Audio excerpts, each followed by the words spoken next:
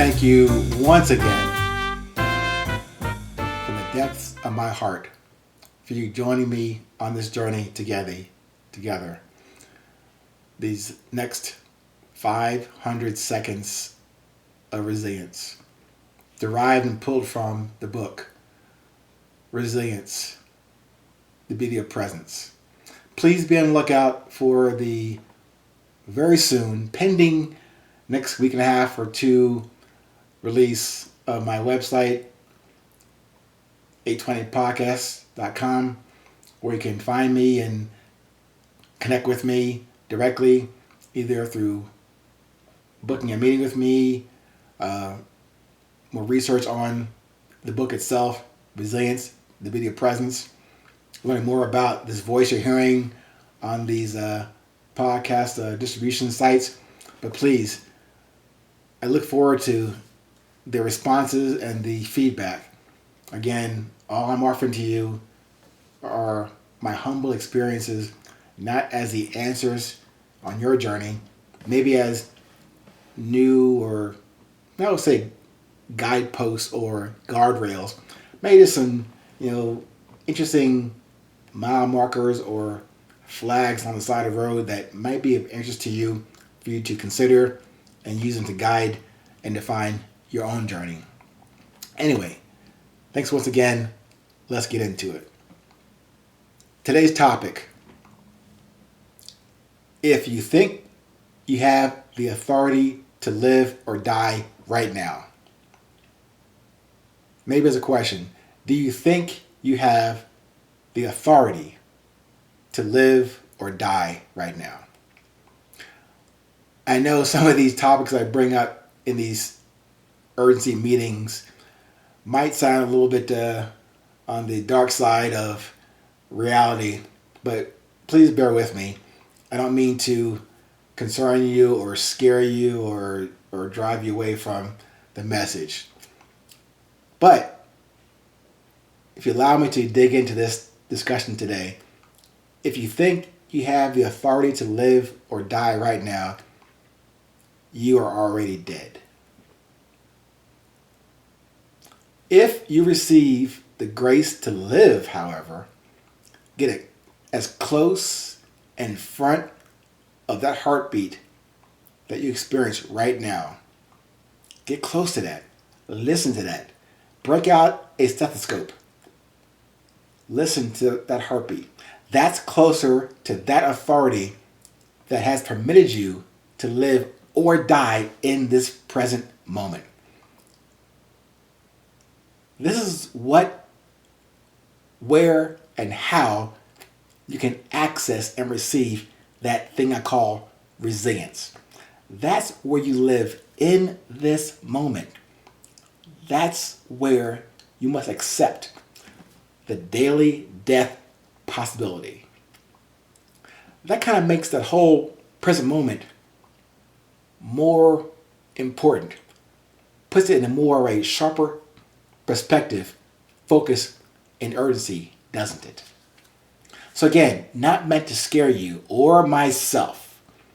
I only intend to wake up our collective awareness of what we individually and collectively came here to do. As I said to you in an earlier podcast, from one African elder from Sierra Leone, Mr. Tamba. His guidance to me was very simple in 6 words. Your purpose is to go, ask no question, and die. Every day, every moment. The message and purpose of your presence, that message, your presence, does not belong to you. You serve only as the steward of that message and purpose. You do not own it. Yes, you have the responsibility and the authority to deliver it. That delivery, however, has an expiration date, by the way. You might want to get on top of that assignment, maybe even ahead of it. So if you have a genuine interest and commitment to do so, please get to it. And hopefully do that before you are forced to do so, before the authority makes that margin call into your account. Take the responsibility seriously and carefully. Your spirit, the essence of your heart, comprises your purpose and mission. Your heart, your essence, provides you with the scope of your reach and vision. Your mind only sees and wants what it sees and wants. Very chaotic, very situational, depending upon the next shiny and new thing that pops up in your mind. Now, for me, and take this as really one small part in 8 billion parts of a puzzle. I've practiced this for over 10 years, this thing called resilience. And one of the milestones is that book and workbook, Resilience, the Beauty of Presence, that I have passed around. The 20 years prior to that were the training wheels. Now, that book, that message, is a fully equipped vehicle. However, those 30 years, if I subtract those 30 years, that might put me around your age right now if you're listening to this podcast. So I might be an old man, but at least I can give you that perspective of where this came from, where it started, and where I am today. So the good news is you're getting this message early, and perhaps you can avoid those 10, 20, or 30 years it took me to learn this. Now I say learn, but that doesn't mean that I can teach you anything. You smart and powerful young black men out there, you have the luxury of knowledge and gadgets of this world at your disposal. I can only show you my example, and as a way for you to use it, to apply it now, and then of course to get you to developing your own big idea of how you will navigate through this world. This thing I talk about, this leading through beauty and presence, no matter how it sounds to you, take my definitions in resilience, the beauty of presence.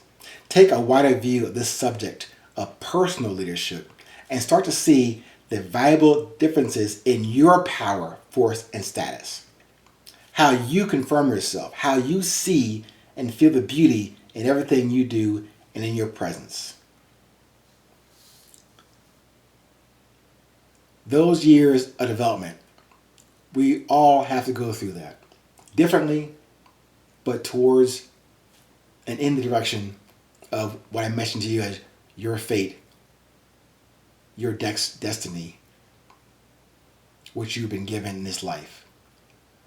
It's challenging, it's difficult, but the work must be done by no one else but you.